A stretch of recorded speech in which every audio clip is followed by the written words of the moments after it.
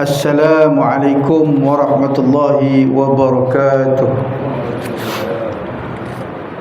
Bismillahirrahmanirrahim. Bismillahi ma sya'allah, la yasuqul khair illallah. Bismillahi ma sya'allah, la yasrifu su' illallah. Bismillahi ma sya'allah, ma kana min ni'mati fa min Allah. Bismillahi ma sya'allah, wa la hawla wa la quwwata illa billahil 'aliyyil 'azim. Bismillahi wa bihi bada'na wa law 'abadna ghayrahu la syaqina. Ya habadha rabba wa hubban dina, wa habadha sayyidina Muhammadun hadina. Laulahum ma kunna wala baqina. Allah ya syakiru ya syakur, Allah ya afu ya ghafur, Allah ya alimu ya khabir, Allah ya fattah ya basir. La tahrimanna fathakal mubina. Amin. Alhamdulillahi rabbil alamin. Assalatu wassalamu ala sayyidil mursalin wa imamil muttaqin wa ala alihi wa sahbihi ajma'in. Ashhadu an la ilaha illallah wahdahu la sharika lah, wa ashhadu anna Muhammadan abduhu wa rasuluh. Allahumma ja'alna minat tawabin wa ja'alna minal mutatahhirin wa ja'alna min ibadika salihin. Qala Allah ta'ala fil Qur'anil Karim: Ya ayyuhalladzina amanu taqullaha wal tanzur nafsum ma qaddamat lighad wattaqullaha innallaha khabirun bima ta'malun. Wa qala Allah ta'ala: qalu subhanaka la 'ilma lana illa ma 'allamtana innaka antal 'alimul hakim. Wa qala Allah ta'ala: rabbi shrah li sadri wa yassir li amri wa hlul 'uqdatam min lisani yafqahu qawli yafqahu qawli yafqahu qawli. Wa qala Rasulullah sallallahu alaihi wasallam: man yuridillahu bi khairan yufaqihu fid din. Wa qala Rasulullah sallallahu alaihi wasallam: khairun nas anfa'hum lin nas. Apa khabar tuan-tuan, puan-puan, para ibu, para ayah, saudara-saudara yang dirahmati Allah? Mudah-mudahan alhamdulillah bil khair. Sihat Alhamdulillah. Mudah-mudahan Allah kurniakan kebaikan. InsyaAllah pada malam ini kita menyambung pembacaan kitab Asas Aqidah Islam yang disusun oleh Ustaz Abdul Aziz Omar Ahmad pada bab 15 berkenaan dengan rasul-rasul yang wajib diketahui, yang mana kita menyambung tentang berkenaan dengan nama-nama rasul yang wajib kita ketahui pada nombor 23, iaitu Nabi Yahya alaihi salam. Tuan-tuan, perempuan, bila kita membicarakan surah Nabi berkenaan dengan kisah perjalanan hidup baginda Nabi, para rasul yang terdiri Nabi itu 124,000, Rasul 313. Ketahuilah, para Nabi, para Rasul ni memiliki tongkat, asa. Biasa masyarakat Melayu kita ni bila nampak orang tongkat, gaut lah. Gaut lemaknya, tak sihat kot, lagi lutut kot. Sebenarnya tuan-tuan, bertongkat ni dia bukanlah suatu yang dikira hanya sebatang kayu biasa, dan bukanlah sebagai tanda usia tua seseorang ataupun kelemahan seseorang atau sekadar aksesori penampilan seseorang. Tongkat ni adalah melibatkan soal sejarah perjalanan hidup baginda Nabi dan Rasul. para ulama yang menjadi warasatul anbiya, pewaris Nabi, dan orang-orang saleh. Tongkat ni memiliki makna yang jauh lebih dalam daripada apa yang kita lihat dengan kedua biji mata. Tongkat ni adalah merupakan simbol perjalanan. Dia mengingatkan bahawa hidup di dunia ni hanyalah persinggahan sementara. Kita sedang bermusafir daripada perjalanan hidup di dunia menuju kepada perjalanan hidup yang hakiki, iaitu akhirat. Sebab itu tuan-tuan, para nabi, para rasul, para ulama, orang-orang soleh tidak segan untuk membawa tongkat. Dan tongkat bukan untuk kesombongan, melainkan sebagai pengingat bahawa setiap langkah hidup memerlukan sandaran bergantung kepada Allahus Samad. Dalam kitab Kashful Qafa menyebutkan, waja'a fi kashfil khafa wa qala Ibnu Hajar al-Haytami rawa ibn Uday an Ibni Abbas radhiyallahu anhuma annahu qala at-tawakku 'ala al-'asa, yani 'asa, min al-akhlaqil anbiya.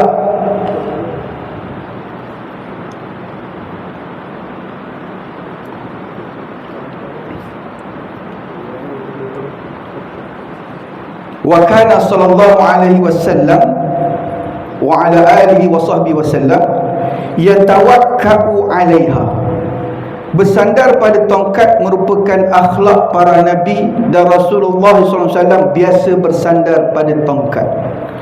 Nabi ada tongkat ketika berjalan, ketika khutbah, dan banyak aktiviti Nabi SAW ni dengan bertongkat. Masyhur dalam beberapa riwayat, nama tongkat Nabi antaranya Al-Mamsuq.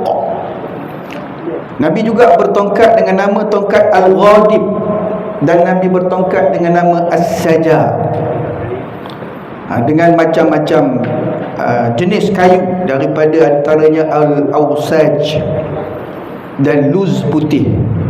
Itu tuan-tuan. Kalau tuan-tuan tengok dalam Quran surah Taha ayat 12 hingga ayat 20 menceritakan tentang tongkat Nabi Musa AS. Tatkala berhadapan dengan ahli sihir Fir'aun, dengan mujizat yang Allah kurniakan kepada Nabi Musa, tongkat Nabi Musa menjadi ular. Dalam Quran juga mengisahkan Allah mengurniakan mukjizat kepada Nabi Musa, memerintahkan Nabi Musa memukul tongkat hingga laut terbelah dua. Tuan-tuan, jadi itulah antara apa ada pada tongkat. Dan ulama membahaskan ada 6 manfaat bila mana kita bertongkat, membawa tongkat. Wa rawa anhu Maimun bin Mihran qala imsakul 'asa sunnatul lil anbiya wa alamatul lil mu'min. Wa qala al-Hasan al-Basri fiha 6 khisal sunnatul lil anbiya wa zinatus sulaha wa silahun 'ala al-a'da wa 'aunul lid-du'afa wa ghamul munafiqin wa ziyadatun fit ta'ah. Dalam tafsir Al-Qurtubi jilid 11 muka surat 188, apa kata Imam Maimun bin Mihran mengatakan memegang atau membawa tongkat adalah sunnah para nabi dan tanda bagi seorang mukmin.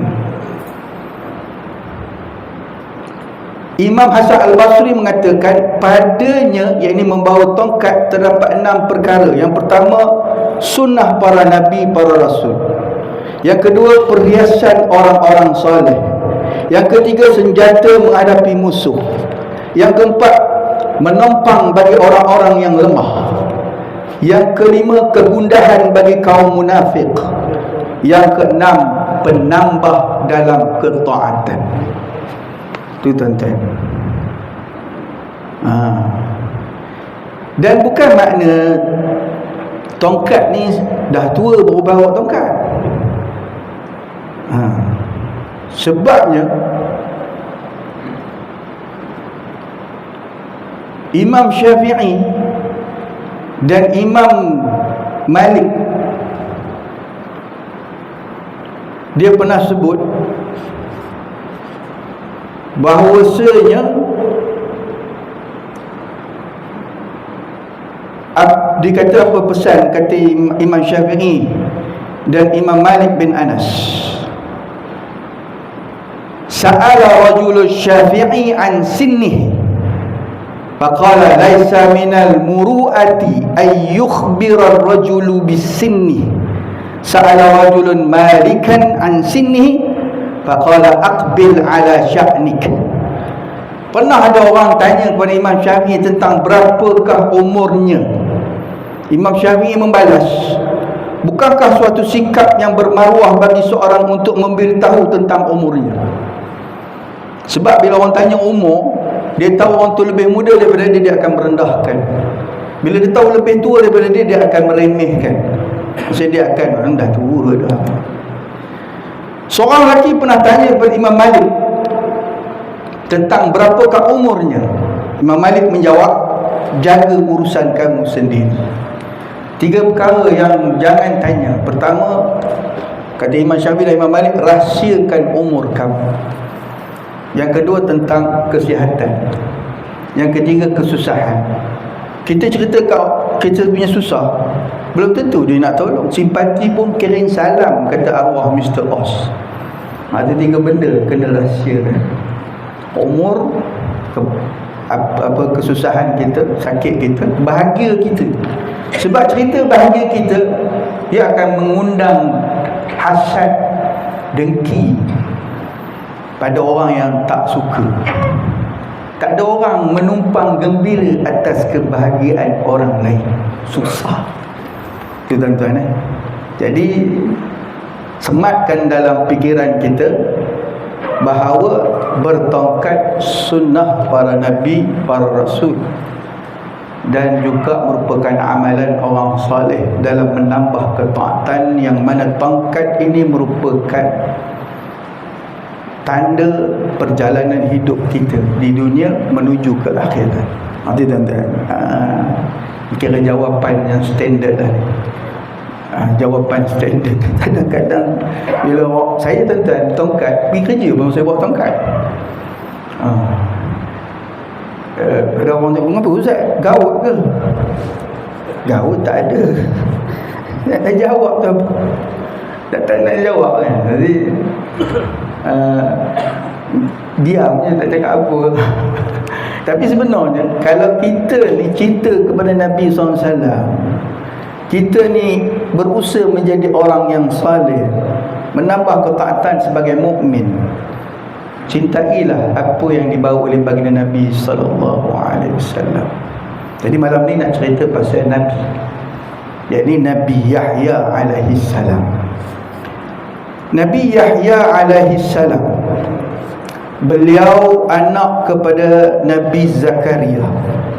Kita tahu Nabi Zakaria ni dapat anak ketika umur 70 tahun. Umur 70 tahun baru dapat anak, tuan-tuan.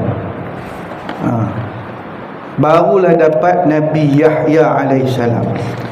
Nabi Zakaria ni bapa saudara kepada Siti Maryam, dan merupakan tok saudara kepada Nabi Isa alaihissalam. Ketika Nabi Zakaria dianugerahkan seorang anak lelaki, yakni Nabi Yahya, yang comel, merupakan seorang rasul sejak dalam kandungan isterinya lagi, yakni isteri Nabi Zakaria. Tuan-tuan, isteri Nabi Zakaria bernama Aisyah binti Faqwah. Ia merupakan ibu kepada Nabi Yahya. Ketika kahwin, Nabi Zakaria umur 30 tahun dan isterinya umur 20 tahun.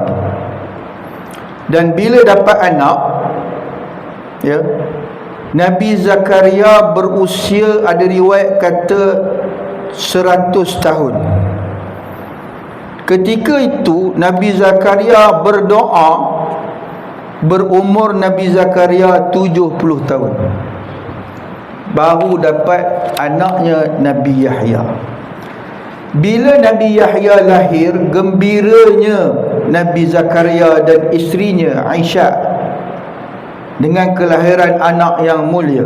Allah Subhanahu wa taala memberikan keistimewaan kepada Nabi Yahya alaihissalam sejak masih kecil lagi, dengan kecerdasan akal dan ilmu pengetahuan.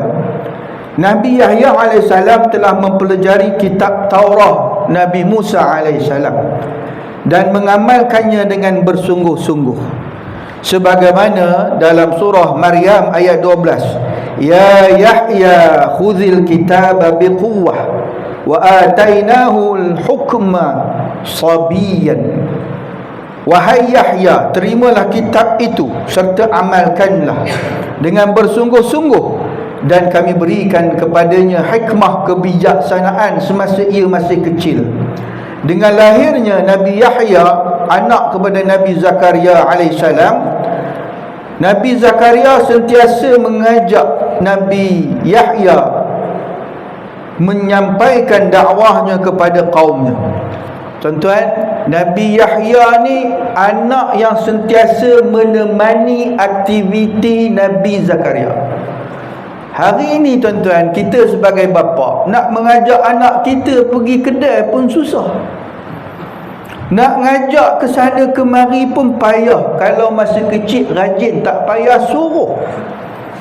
Anak kita masa kecil tak payah suruh ngekor.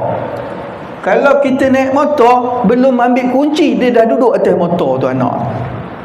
Tapi bila anak dah dewasa, dah besar, payah. Nak ngajak mana, payah. Sebab itulah antara ibrah dalam sirah Nabi ini, kisah setianya anak Nabi Zakaria ini, Nabi Yahya, menemani bapaknya. Sehingga kan Nabi Zakaria dapat mewariskan apa yang dilakukan, yakni dakwahnya, legasinya kepada anaknya. Kita nak mewariskan legasi apa yang kita buat pada anak kita, payah tuan-tuan. Contoh, kita ada kedai berapa puluh tahun kita meniaga, kita besarkan anak kita, sekolahkan anak kita sampai mengaji sampai universiti dengan duit kedai itulah. Contoh, bila anak dah besar, nak tolong jaga kedai pun susah. Sedangkan dengan duit kedai itulah anaknya dapat sekolah, anaknya dapat membesar. Itulah cabaran kita ibu bapa hari ini. Sebab itu antara pengajarannya, hebatnya Nabi Yahya ni anak yang setia menemani bapa. Payah kita nak cari anak yang menemani bapa, payah. Nak tengok muka bapa pun payah. Kadang-kadang, bukan kadang-kadang, kerap anak tak tengok muka bapa dalam sehari, susah. Kita nak jumuk muka anak pun payah. Apa dia buat? Apa, dah makan ke belum? Apa susah. Sedangkan anak melihat muka mak bapak ni dapat pahala. Tengok muka bapak dapat pahala, muka mak dapat pahala. Mak bapak tengok muka anak pun dapat pahala. Tapi anak sanggup menghadap muka kawan daripada muka mak bapak. Sanggup menghadap muka buku, Facebook lah. Mana Facebook, muka buku. Berjam-jam daripada menengok muka mak bapak. Tu. Sedangkan anak ni daripada darah daging kita. Patut anak lebih faham kita daripada orang lain. Yang peliknya, orang lain lagi faham daripada anak sendiri. Sian tengok haji ni macam ni kan. Anak kita tak pernah sebut macam tu. Sian ayah ni, tak pernah. Kalau ada memang kata orang, bukan kata turun hujan, salji terus. Tu tuan-tuan. Ni cerita ni realiti yang menjadi ujian. Jadi antara sirah yang berlaku kepada Nabi Zakaria apabila anak yang dikurniakan dah lewat kan, riwayat kata 70 tahun baru start doa, umur 100 tahun baru dapat anak. Kalau kata 70 tahun dapat anak tu pun dah lewat sangat tu. Tapi setianya anak menemani bapa ni. Al-Quran tidak menceritakan tentang kewafatan Nabi Zakaria. Ada riwayat yang disebut, antaranya riwayat Israiliyat. Nabi Zakaria ni mati apabila dikejar oleh satu orang raja yang dikatakan nama raja tu adalah Raja Herods, yang merupakan kekaisaran Romawi, penguasa wilayah Palestina. Hidup 37 sebelum Masihi hingga 4 sebelum Masihi.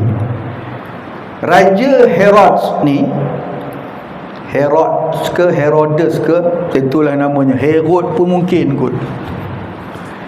Dia ni nak kahwin dengan anak saudara dia. Ada riwayat kata anak tiri, tapi ada yang mengatakan anak saudara dia. Bahkan ada yang kata anak dia. Begitulah lebih kurang. Nama anak saudara dia yang nak dikahwin tu namanya Herodia. Ada yang sebut Herodias. Dikira perkahwinan yang diharamkan sebab kahwin anak beranak. Maka Nabi Zakaria dengan Nabi Yahya menentang sebab itu merupakan larangan dalam agama Islam. Makanya Raja Herods mengarahkan tenteranya kejar Nabi Zakaria sehingga Nabi Zakaria dilindungi dengan mujizat Allah. Pokok tu terbelah, kemudian Nabi Zakaria masuk, pokok tu menyatu. Ini antara riwayat Israiliyat. Dengar boleh, percaya wallahualam, kita tak tahu. Lalu bila diketahui oleh Raja Herods memerintahkan supaya tebang pokok. Maka ada riwayat kata matilah Nabi Zakaria. Namun ada riwayat lain menyebutkan sebaliknya. Baik tuan-tuan.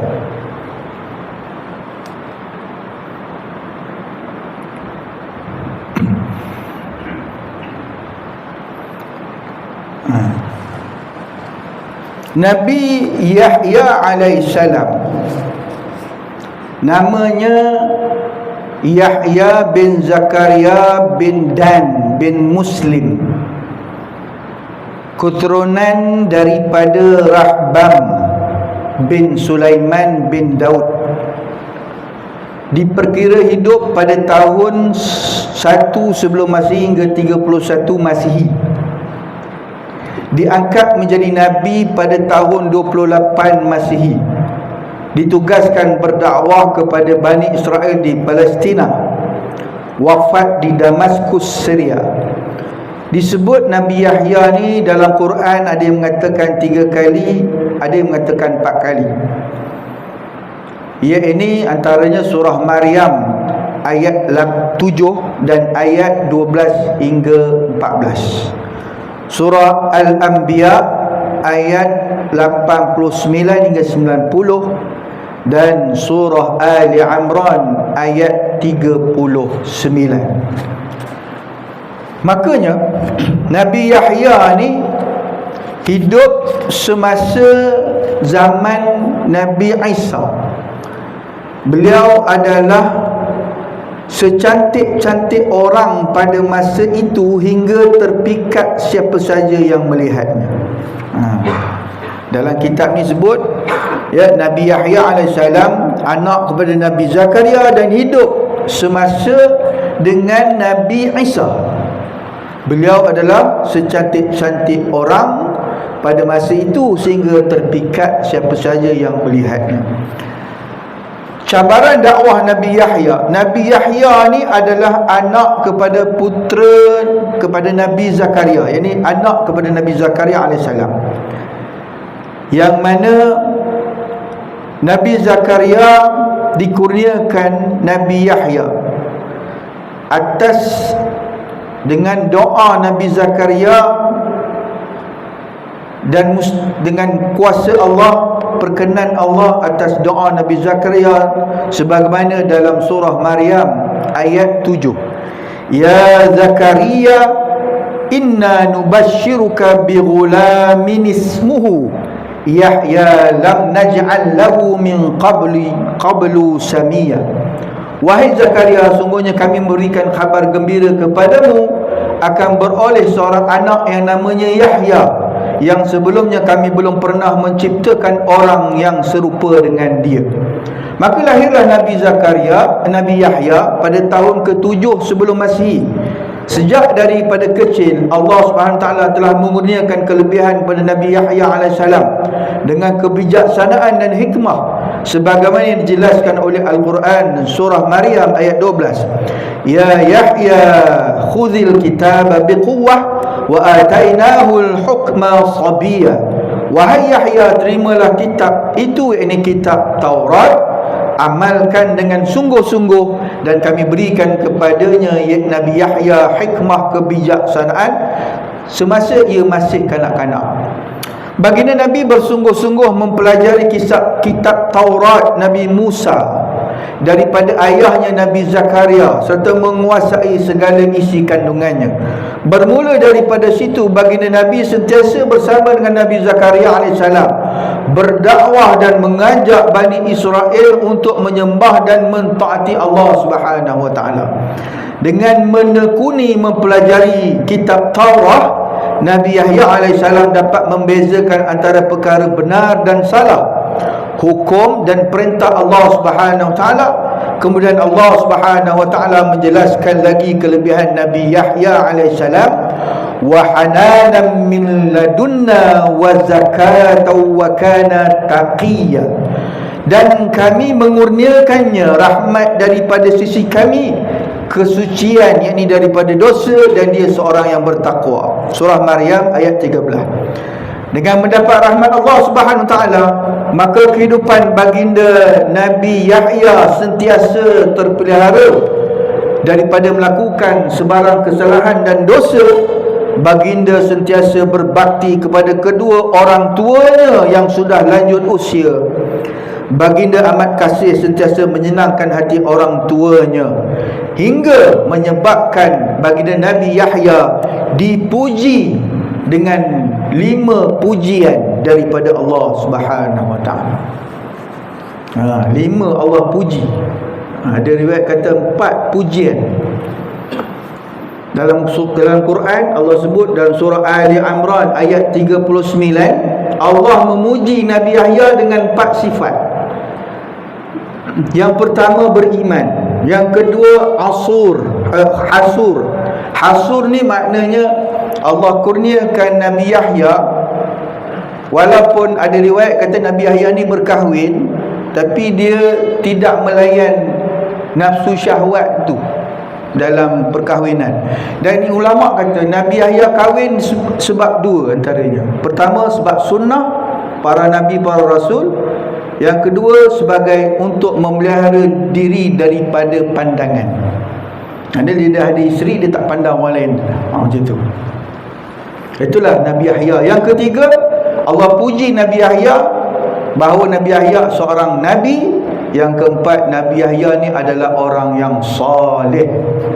Imam Al-Ghazali dan Imam Fakhrul Razi mengatakan Nabi Yahya ni berkahwin, dan berkahwinnya atas 2 perkara. Yang pertama, menikah kerana keutamaan sunnah.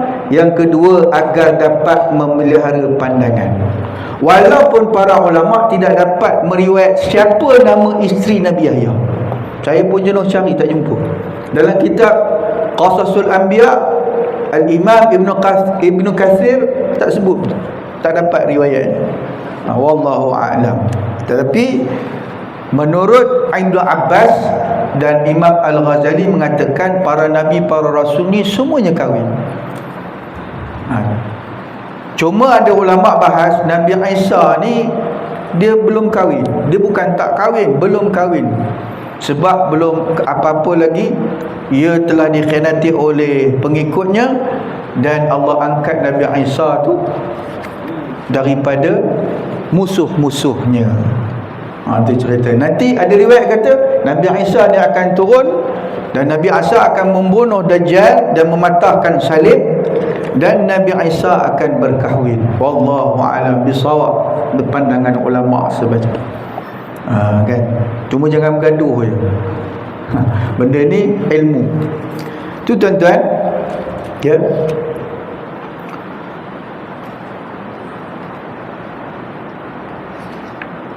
Tentang baginda Nabi sentiasa berbakti kepada kedua orang tua yang sudah lanjut ni, ada satu riwayat Nabi SAW ketika naik mimbar, Nabi mengaminkan 3 perkara daripada doa malaikat Jibril. Nabi ketika naik mimbar, Nabi kata amin, amin, amin. Kemudian Nabi tanya, bagi cerita, tahu tak apakah doa yang aku aminkan? Kan Nabi bagi tahu, pertama antaranya, barang siapa yang masuk bulan yang disebut nama Nabi lalu dia tak berselawat kepada Nabi, celakalah dia. Malaikat doa, Nabi amin. Sebab tu kalau sebut nama Nabi, hendaklah kita menyebut sallallahu alaihi wasallam atau Allahumma salli ala sayyidina Muhammad. Kalau setiap nama Nabi itu disebut kita sebut sallallahu alaihi wasallam, kita selawat, itu terbaik. Tetapi ulama juga membahaskan kalau sepanjang perjalanan, sepanjang majlis telah tersebut sekali, tak ulang pun tak apa. Adanya dah pernah sebut, maknanya disebut dalam sepanjang majlis ilmu tu atau majlis zikir, ada disebut nama Nabi lalu mereka semua berselawat kepada Nabi, untuk kali kedua, kali ketiga itu hanya dikira sunat saja. Ada pandangan ulama. Itu doa tu, Nabi amin bagi orang yang disebut nama Nabi dia tak berselawat kepada Nabi SAW. Celaka. Yang kedua, Nabi amin apabila orang yang dia dikurniakan ibu bapa lalu tidak menjadikan ibu bapa itu untuk dia selamat, mana anak tu selamat daripada neraka. Tak jadikan ibu bapa itu kebaktian untuk mendapat syurga Allah, maka malaikat Jibril kata celakalah pada anak tu. Nabi kata amin. Jadi inilah kebaktian seorang anak kepada orang tua ni adalah merupakan sesuatu yang dapat menyelamatkan daripada dicelakakan di dalam neraka Allah Subhanahu Wa Taala. Berapa ramai anak yang tak peduli mak bapak, tak menjadikan ibu bapa ni sebagai lubuk untuk mendapat redha dan syurga Allah SWT.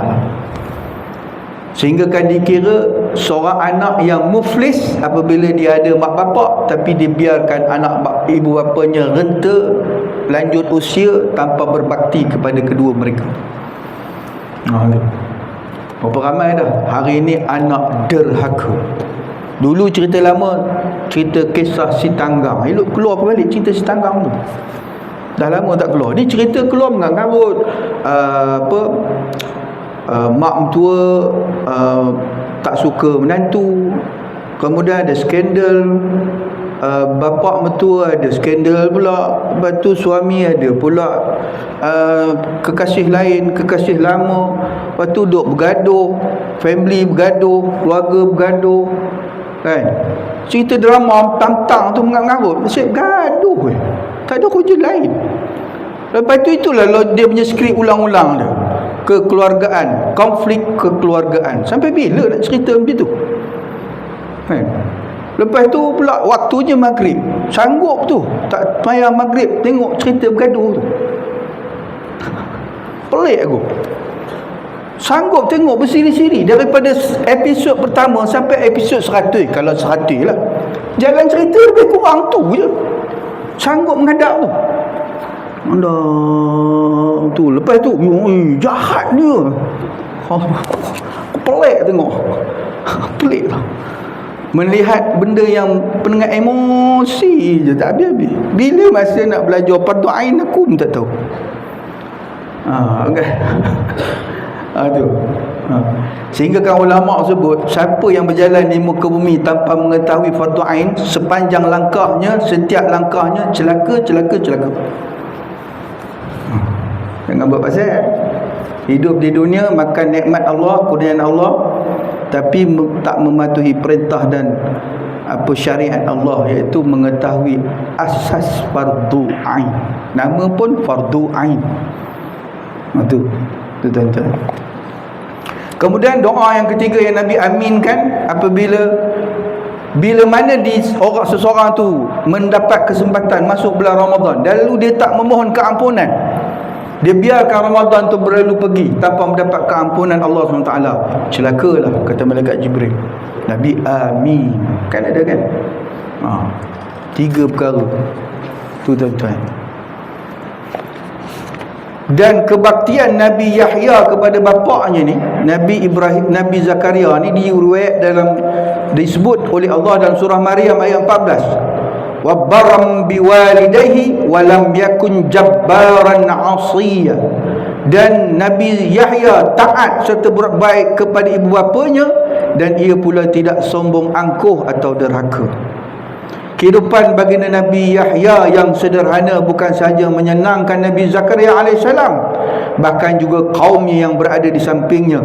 Sepanjang hidupnya sentiasa dalam keberkatan dan rahmat Allah Subhanahu Taala kerana berbakti wa barra biwalidayhi, berbakti kepada ibu bapa. Berbakti pada ibu bapa ni berkat. Berkat. Apa makna berkat? Zada wa ziyadan. Bertambah, makin bertambah. Ini nak masuk bulan Muharram. Antara sunnah yang Allah luaskan rezeki sepanjang tahun, apabila masuk bulan Muharram, dia berbelanja untuk dirinya dan keluarganya, Allah akan luaskan rezekinya sepanjang tahun.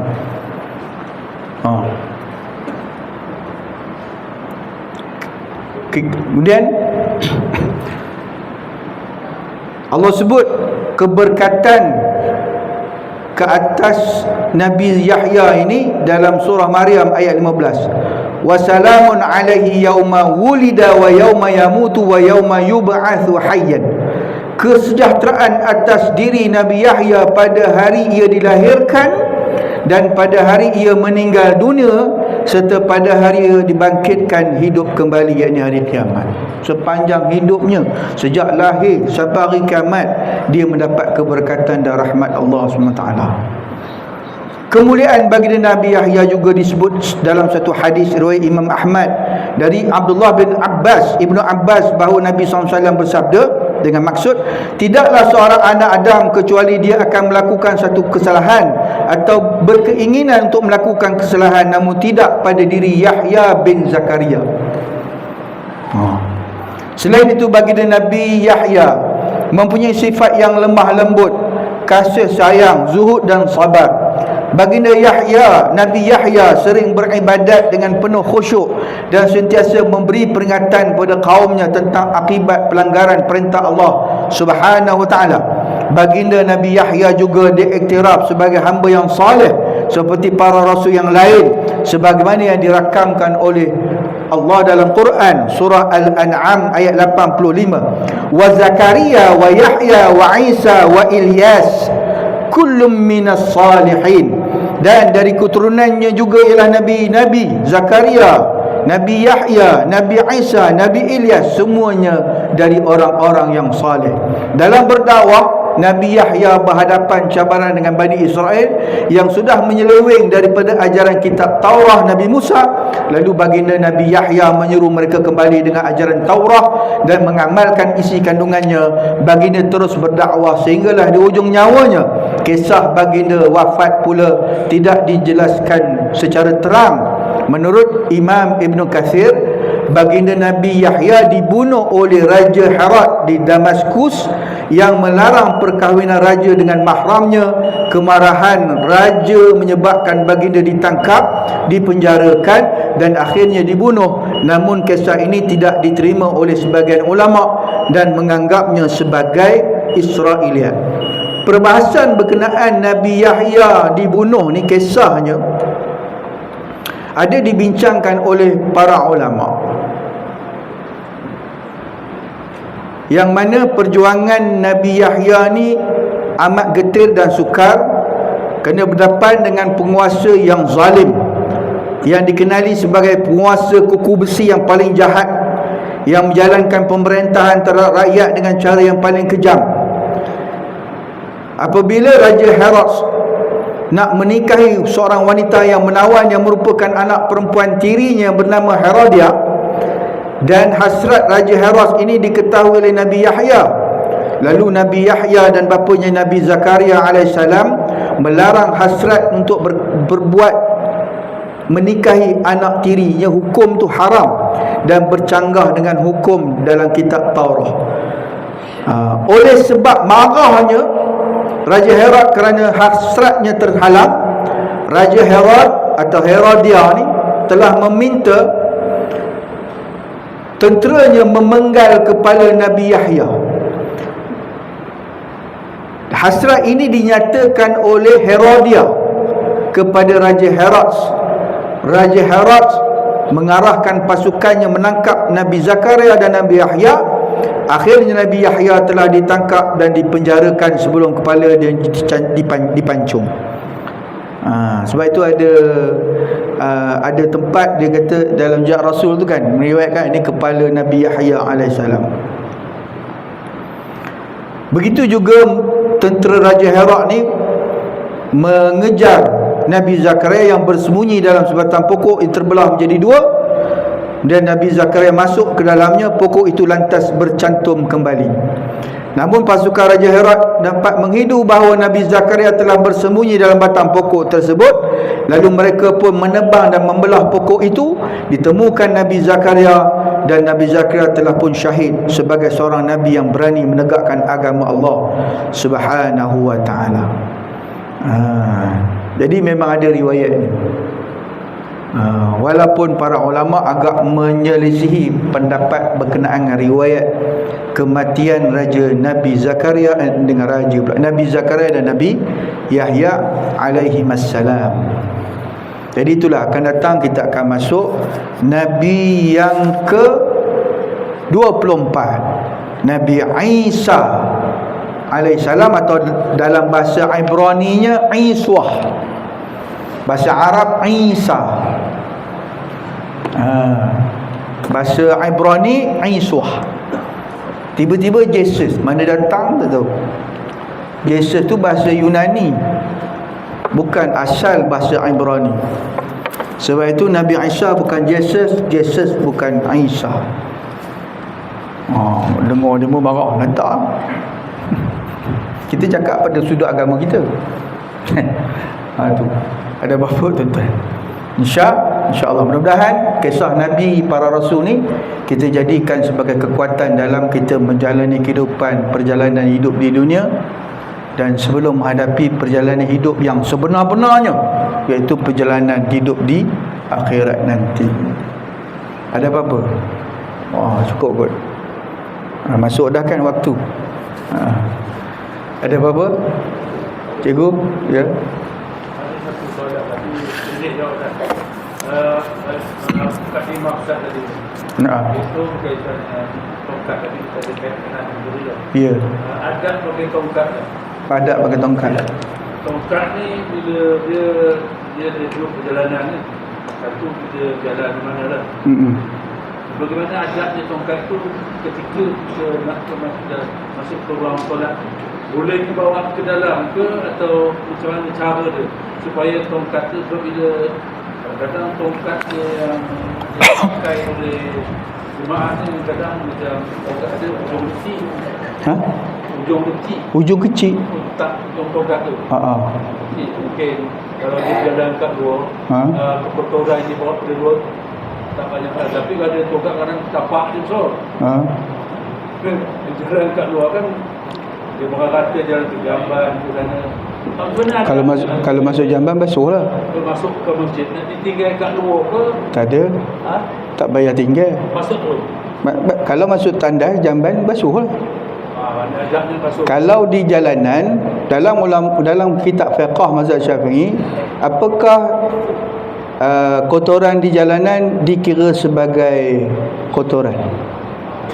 Najis yang dimaafkan kerana dia termasuk dalam umumul balwa, kesukaran yang tak dapat dielak. Jadi kalau kita bawa kereta jalan tayar, balik sampai rumah tak payah basuh tayar, sebab ia dikira sebagai kalau ada najis pun kita pun tak tahu, dia dikira sebagai sesuatu yang dimaafkan, kesukaran. Bahkan kalau kita masuk toilet pun, air yang terpercik dalam toilet tu dikira umumul balwa, kesukaran yang tak dapat dielakkan.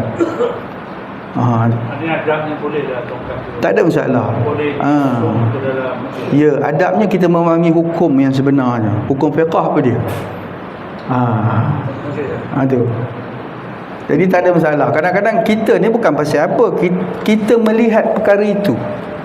Bila kita tak tahu, kata Sayyidina Ali bin Abi Talib, manusia suka mengusir sesuatu yang dia tak tahu. Kan? Jadi bila contohnya tentang umul balwa, kesukaran yang kita tak dapat elak, tak boleh nak buat apa lah. Contoh di jalanan, kotoran di jalanan, dia dimaafkan.